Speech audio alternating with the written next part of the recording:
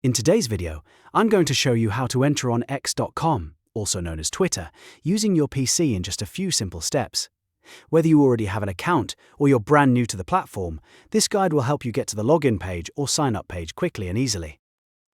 If this video helps, make sure to hit the like button and subscribe for more simple tech tutorials just like this one. Alright, let's jump right in. First, open any web browser on your PC. You can use Chrome, Edge, Firefox, or any browser you prefer. Once the browser is open, go to the address bar at the top of the screen. Type in x.com and press enter.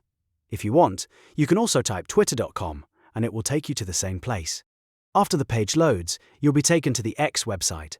If you are not signed in yet, you'll usually see options like login or create account. If you already have an account, click login and enter your email, username or phone number along with your password. Then follow any verification steps if prompted.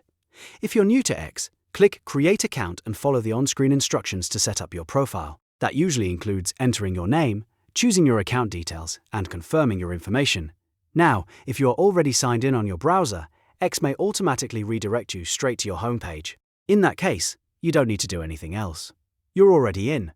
This is one of the easiest ways to access X from a computer, and it only takes a few seconds once you know where to go.